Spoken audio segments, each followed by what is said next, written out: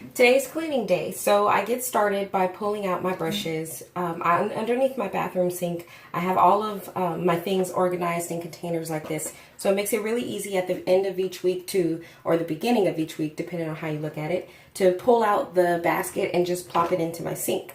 When I clean my brushes, the hardest part is getting in. Gosh, I hate doing that. I'm lazy. So I've pulled out the brushes that I use the most, and I'm gonna show you what it looks like to clean these brushes without having to do any work. I take my brushes that are in my sink, even the ones that I don't use as much. These are they look fairly clean, like my Denman brush looks pretty clean. But other things, like for example, my hair toothbrush looks pretty nasty. So even though these don't look as bad, I still clean them because there's probably still product in there. I may not have used them as much, but they need to be cleaned just as well.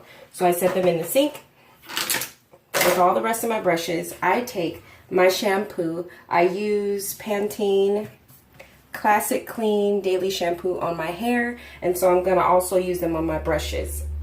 I take a little bit, squirt it inside, just kind of put it on all of my brushes, and I take the hottest setting of water that I can, and I just let it fill the brushes. I run the water in so that it's at a point where it fills all of the brushes. All of the brushes are submerged in the water. I don't want to use too much water, but I put them in there, and what do? I just let them sit. We're going to come back and see what happens. So I allow my brushes to sit much longer than I usually do. I had so many errands to take care of. I was running around, and I completely forgot about them. They ended up being inside of this basket for almost the entire day. When they come out of the basket, after however much time lapses, you'll probably leave them in for about an hour or two. Cleans out the brushes really well. You can see right now I have another set of brushes that I'm soaking in here, and another thing that I do is when I put the brushes in, I put them in well, not upside down, but the bristles facing down. I don't know, I feel like gravity will help pull the dirt down to the bottom of the thingamawampy, so I put them in upside down. Now, I don't know if that's true or not, but that's just what I do. And I found that once I'm done and I empty this out, I'll rinse the brushes off with water, and then I take them out and set them onto a clean towel. When I do that, remember that dirty toothbrush? Now keep in mind, I have not done any scrubbing. That is what the brush looks like. It's amazing. It's as though I've never even used it on my hair. So what I'll do with these is I take them and I just turn them upside down.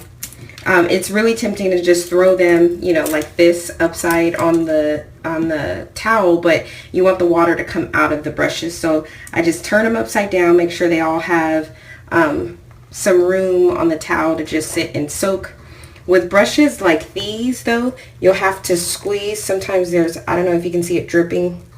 Sometimes there's water inside, so you'll have to squeeze out the water to make sure it dries completely. I've squeezed it already, but you can see the water there. The water is, there it is. The water's really in there, so you really have to squeeze really good. And sometimes you can hear the soap. Listen.